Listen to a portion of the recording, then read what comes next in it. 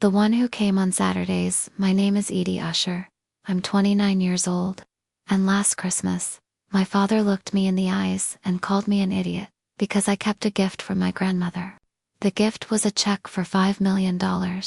My father tore his apart at the table. My mother ripped hers slowly and deliberately, like she was making a point. My sister Holland dropped hers into the fireplace and filmed the flames for her followers. My brother Grant crushed his under his palm and shoved it under the table like a piece of junk mail. I was the only one who folded mine quietly, tucked it into my purse, looked at my grandmother across the ruins of Christmas dinner, and said 2 words, "Thank you." She nodded once. That was all. The next morning, I drove to First National Hollow Ridge just to make sure I wasn't losing my mind. The bank manager, a composed man named Benedict Strong, smiled when I walked in. Then he saw the check in my hand, and every trace of color left his face. He led me to a private office, locked the door behind us, sat down across from me and studied the check for a long, quiet moment. Then he looked up. "It's all completely real." 4 words. I have never forgotten them. What followed the year after that Christmas dismantled almost everything I thought I knew about my family. Not all at once. Slowly, the way old houses fall. A crack here, a settling there. And then one day you realize the whole structure has been hollow for years. But to understand any of it, you have to go back to the last Christmas Eve my grandmother ever saw. My grandmother never locked her front door. Not once in 47 years. Every Saturday, I drove up the snow-packed hill to her little house white fence. Old cedar tree tilting toward the porch, smoke curling from the chimney. I could smell the place before I even got out of the car. Wood smoke, banana bread, old books, and something else underneath it all. Something warm and permanent that I never found a word for. Safety, maybe. The particular kind that doesn't ask anything of you. That December afternoon, I brought a paper bag of apples from the small tree behind my rental house. She opened the door before I knocked. She was wearing her corn yellow sweater, the one she put on almost every winter. Soft from years of washing, her silver hair pinned loosely back, and she smiled the moment she saw me. "There's my girl." She kissed my forehead and held my face in both hands for just a second, the way she always did. Like she was checking to make sure I was still okay. We sat at her kitchen table with mismatched teacups and I told her about Daniel, one of my 3rd graders. He barely spoke during group work, but when he wrote stories, they were startling, beautiful and sometimes heartbreaking. The kind of writing that makes you stop and reread a sentence just to make sure you understood it. "He's smart," I said. "He just gets scared around people." My grandmother stirred her tea. "What do you think he needs?" "Patience." She nodded. "Then give him patience." That was how she was. She never rushed anyone, not children, not grief, not the ordinary passage of time. She laughed until she nearly spilled her tea when I told her about the flea market bed frame that had collapsed under me twice. "That bed is haunted," she said, wiping her eyes. "Probably by a farmer who disapproves of your reading habits." Later, while we knitted together, me struggling with a scarf I'd started months ago, her working on something small and gray she wouldn't show me, I noticed her hand tremble when she set her cup down. Just slightly. I pretended not to see it. Outside the window, a bright red cardinal landed at the feeder. It took one seed, then it flew away. My grandmother watched it go with an expression I couldn't quite name. When I left that afternoon, she pressed a thick envelope into my hand. 2 crisp $20 bills for gas, the same envelope, the same amount, every month for years. I never spent the money. I kept every one of them in a shoebox under my bed, because the bills themselves weren't the point. They were her way of saying, "I see you. I'm glad you exist." I didn't know yet that it was one of the last ordinary Saturdays we'd ever have. On the drive home, my mother called. She never called to ask how I was. She called to find out what I had, or what she might need. "Edie, honey, you visiting the old lady again?" That was what she called my grandmother. Never grandma, never Sylvia. Just the old lady, the way you'd refer to a neighbor you'd given up trying to know. In the background, I could hear my brother Grant chewing loudly. "Hey Edie, need a ride Monday? Truck's acting up. I have class Monday." After class, then, as though my time were a natural resource he was entitled to. My sister Holland texted before the call even ended. Asterisk, can you send me $200? Just until Friday. 3 heart emojis. I stared at them. My mother kept talking, listing Christmas logistics. My father wanted roast. The house needed to not be too warm. My grandmother shouldn't cook too much because she'd tire herself out and then just sit there staring at everyone. Nobody asked how my grandmother was feeling. Nobody mentioned her hip. Nobody wondered about the trembling hand. And Edie, my mother added, dropping her voice as though confiding something important. Don't let her convince you to move in with her someday. She'll take advantage of your kindness. I looked out through the snowy windshield at the dark road ahead. My grandmother had never taken advantage of anyone. Not once, as far as I could tell, in her entire life. The first thing my grandmother asked me to promise her had nothing to do with money. She didn't ask me to take care of the house, or handle her affairs, or make sure her instructions were followed. She asked me to keep her secret. It was October. We were working in her garden in the last light of the afternoon, the air sharp with rosemary and cold dirt, the sky burning orange through the trees. She sat down heavily on the wooden bench beside the tomatoes, and I could tell from the way she moved that sitting down had become an act of relief rather than rest. You remember Dr. Oak? She asked. Yes, I saw her on Tuesday. She looked down at her hands. Pancreatic cancer. Stage 4. The world tilted slightly. I couldn't breathe for a moment. But somewhere underneath the shock, in a part of me that had been watching her without admitting it, I realized I had already known. I had seen it in how slowly she moved through rooms she'd once crossed in a few quick steps, and how tired she looked by early afternoon, in the way she watched the cardinal. How long have you known? I whispered. Since July. Are you starting treatment? She shook her head, gently but without hesitation. No, I want my time here. In this house. In my garden. With my books. With you. She squeezed my hand. I'm 82, Edie. I've had a beautiful life. I'm not scared. I'm sorting. Tears burned my eyes. I didn't trust myself to speak. The wind moved through the garden. She reached over and clipped a small sprig of rosemary and pressed it into my palm. Then she looked at me steadily. I need you to promise me something. Anything. Don't tell them. She paused. I don't want Christmas to become a funeral before I'm gone. I want one more Christmas where everybody pretends we're still a family. She smiled, a small sharp smile that held more than a little sadness in it. Besides, I have a few things to give out first. I barely slept after that. Thanksgiving passed. Then most of December. Then Christmas Eve arrived, and one by one, my family filed into my grandmother's house, carrying false smiles and very real expectations. My father came first.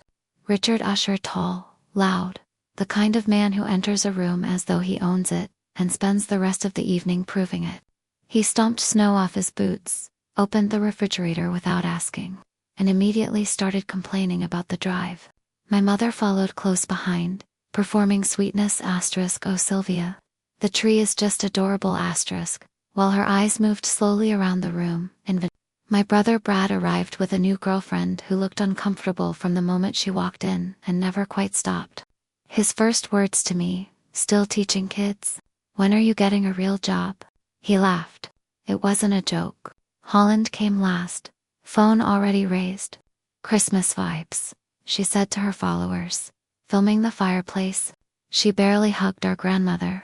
My grandmother herself moved quietly around the kitchen, slow and careful. She watched everyone without judgment, without surprise.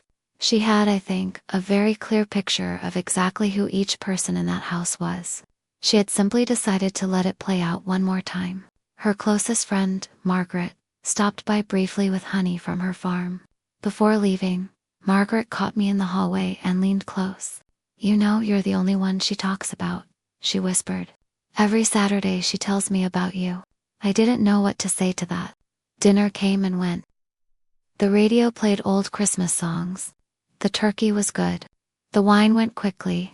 Then my grandmother stood and cleared her throat softly and said she had something for each of us. Nobody stopped talking right away. She waited. Finally, the room went quiet. She brought over a small wooden box. Inside were 5 cream-colored envelopes, each with a name written on the front in her careful handwriting. She distributed them around the table. Mine came last. When she set it beside my plate, her hand rested on my shoulder for just a moment. My father opened his first. I watched his face change, confusion, then a kind of stunned blankness, then suspicion tightening around his eyes. He turned the check over. Turned it back. Grant burst out laughing. Is this a joke? Holland giggled. My mother stared at the number without speaking. Then my father set the check down. It's fake, he said. His voice had the particular flatness of a man who has decided something and will not be moved. Don't be stupid. He picked it up and dropped it onto his plate, where a puddle of gravy soaked into the corner. My mother tore hers carefully in half, then in half again. Honestly, Sylvia, this isn't funny. Grant crumpled his into a ball and pushed it under the table.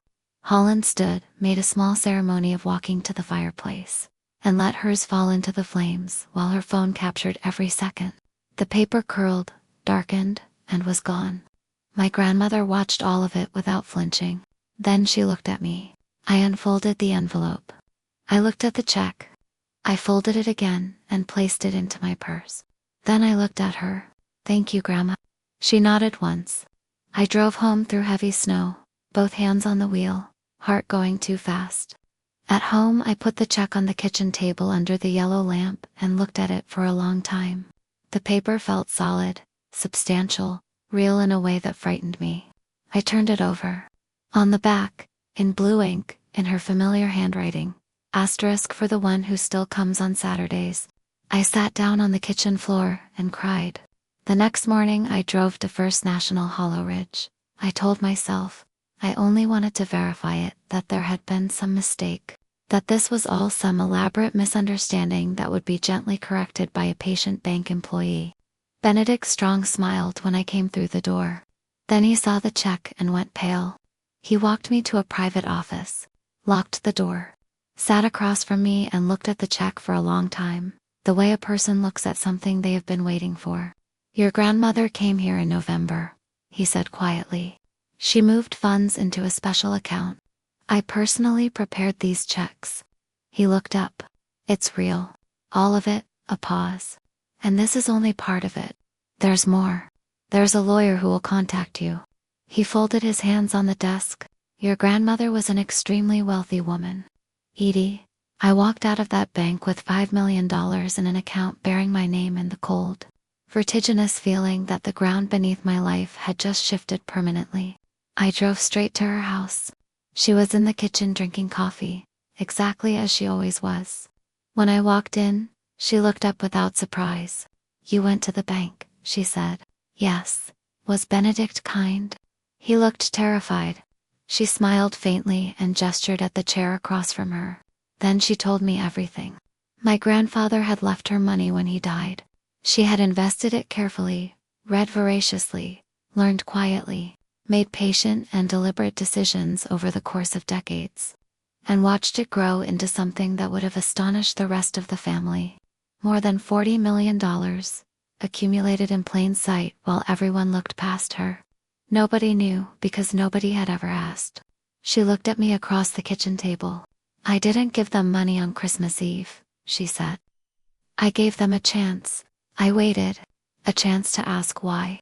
My phone began ringing before lunch.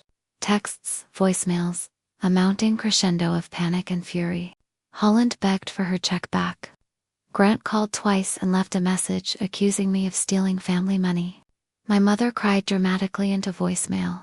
My father demanded answers, then demanded more answers, then appeared in person at my grandmother's front door. You gave her $5 million, he said through the glass. My grandmother stood on the other side, small and still. I gave all of you $5 million, she replied. You know what you did with yours. Open this door. No, Richard. She turned and walked back to the kitchen.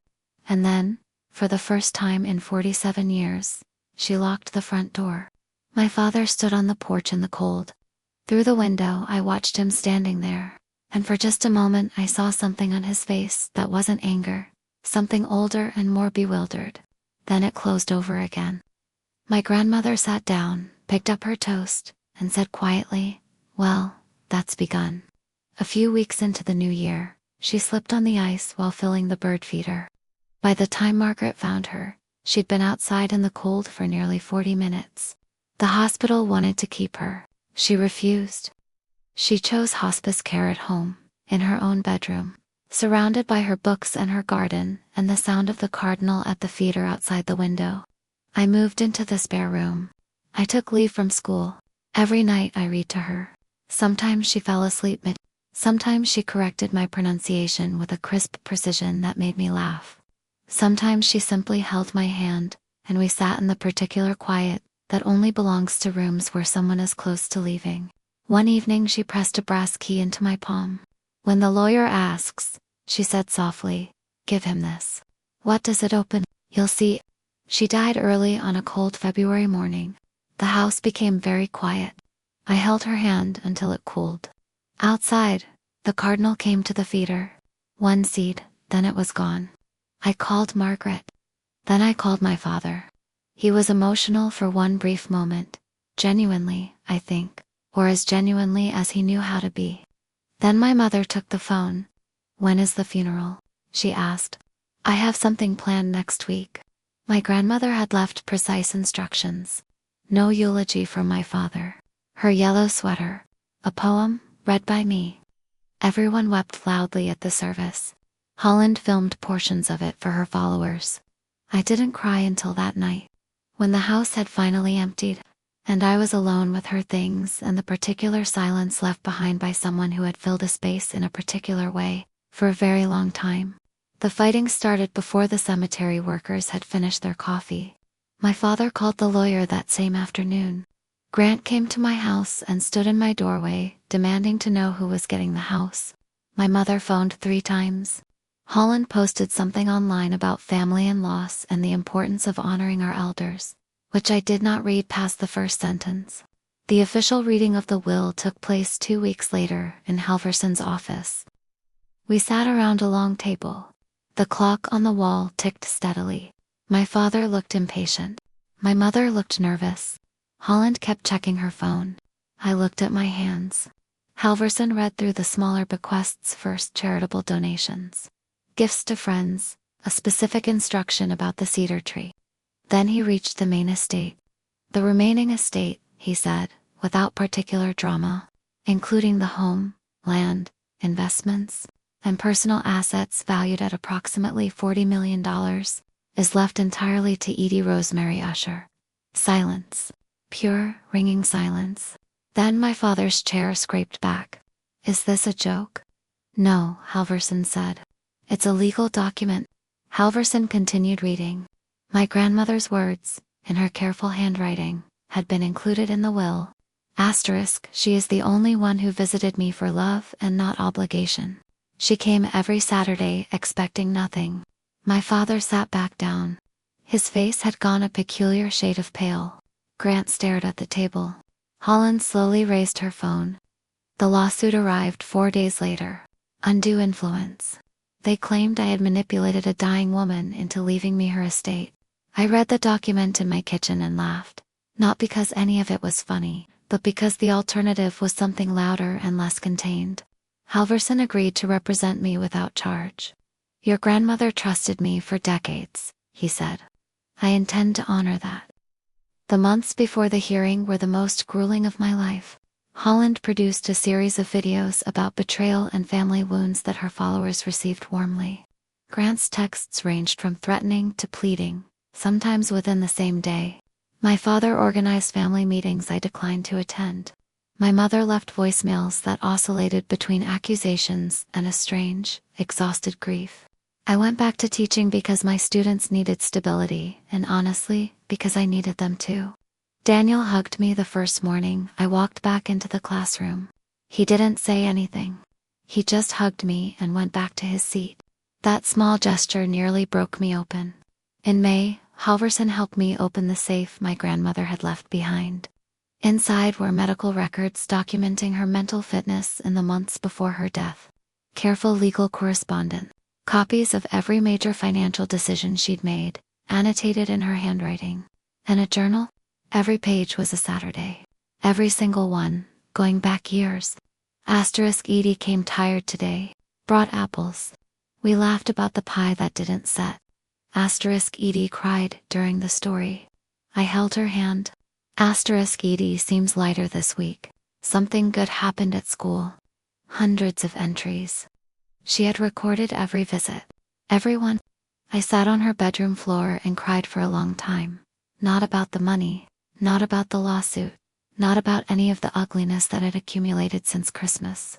I cried because she had counted every Saturday. Because she had written them down.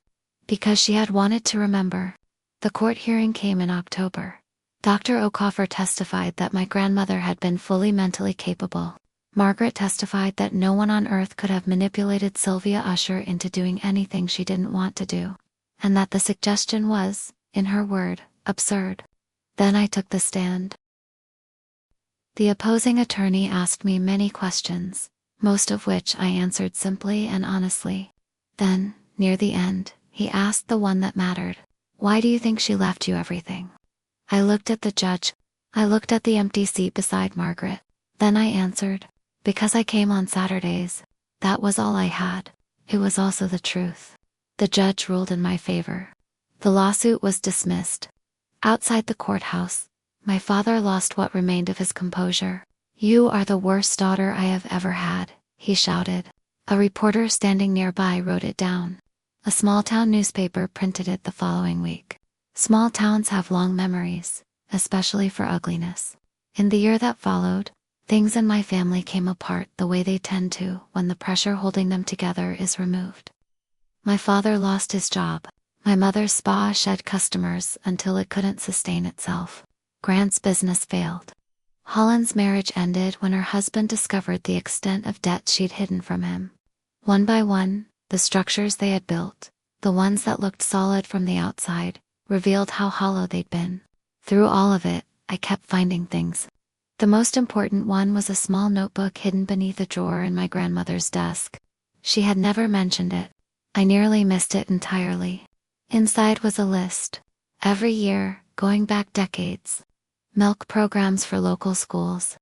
Books and instruments for students who couldn't afford them. Scholarships, anonymous donations to my elementary school. The same school where I had become a teacher. The same school where Daniel drank milk every morning and wrote his startling, heartbreaking stories. She had been feeding the town for 40 years without telling a soul. No recognition sought, no credit claimed. Just the steady, quiet work of someone who believed that helping people was its own reward and required no audience. That discovery changed me more than any inheritance ever could. My mother came to my door one afternoon, unannounced. She looked older. Smaller than I remembered. She didn't perform anything, no drama, no polish, no careful presentation of herself. She looked simply like a tired woman who had come a long way. We sat with tea and said very little for a while. Then she told me that my grandmother had left her a letter. That in it, she said she had forgiven my mother years ago. My mother began to cry, not the theatrical crying I had seen from her my entire life, but something rawer and less controlled, the kind that leaves a person shaking and surprised by itself. When she finally asked if I could help save her business, I looked at her for a long time. I'm not giving you money, I said. She nodded. She had expected that. But I am creating a scholarship fund in Grandma's name. For children who need help. She cried harder at that. When she left, I said one last thing. I'm not angry anymore. I just don't know you. She nodded without turning around. Then she walked to her car and drove away. A few months later, I resigned from my school. I established the Sylvia Usher Scholarship Fund with $20 million tuition, books, food, and support for any child who needed it. Halverson cried quietly when I signed the papers, which surprised me. He was not, in general, a man who cried easily. I kept my grandmother's house. Margaret converted part of it into a small bookstore, which seemed exactly right. Then I packed my Subaru and drove north. I chose the town because of its name, Newberry Cove. It sounded like a place where things settled. The drive took 2 days. My grandmother's yellow sweater rode in the passenger seat. I bought terrible coffee at a gas station somewhere in New Hampshire and laughed genuinely, spontaneously, the way I hadn't laughed in over a year. The cottage I rented overlooked the Atlantic. Small, quiet, impractical in the best possible way. That first night, I put the yellow sweater over the chair by the window. In the lamplight, in this new and unfamiliar room, it looked exactly like her. I stood there for a moment and let myself believe, just briefly, that she was. A week later, a card arrived from Margaret. Sylvia always said you belonged near the ocean. The following September, I began teaching 4th grade at a small school in Newberry Cove. My classroom windows faced the water. I had 18 students. One of them, a quiet girl who sat near the back and watched everything carefully before she spoke, reminded me of Daniel. I gave her patience. I gave her time. The scholarship fund processed dozens of applications that first year. I read every single one myself. Each morning, some child in a town I'd never visited went to school, ate a meal, opened a textbook, because my grandmother had quietly counted every Saturday for years, and decided that love was its own kind of accounting. In July, a birthday card arrived from my father, the first one in years. Inside, in his handwriting, 4 words, I hope you're well. I didn't respond, but I didn't throw it away either. I put it in the same shoebox where I'd kept all my grandmother's gas money envelopes. I'm not sure what that means. I'm not sure it has to mean anything yet. One evening in August, a skinny yellow cat walked through my screen door and arranged himself on my grandmother's sweater, with the absolute confidence of an animal who knows where he belongs. I named him Qatar. He sleeps there every night, in the chair by the window, as though he has always understood something about that sweater that I am still learning. Later that same evening, I sat on my porch as the sun went down over the water, and wrote my grandmother a letter. I told her about my students, about Qatar, about the ocean, which is even better than she promised, about the life she gave me, not just the money, though I understand now that to her those were never separate things. The money was just the instrument. The life was always the gift. I think what she knew, what she had always known, sitting across from me at that mismatched kitchen table, was not that I was better than my father or my mother or Grant or Holland. She knew that I had shown up, that I had kept showing up, Saturday after Saturday, not because I expected anything, but because I loved her. And love is mostly just a decision you make about how to spend your time. I folded the letter and placed it inside the small wooden box she had used on Christmas Eve. Then Qatar stared at me through the window with the focused intensity of a cat who has been patient about dinner for approximately 3 minutes too long. I smiled. Coming, I whispered. And for the first time in a very long time, I knew exactly where home was.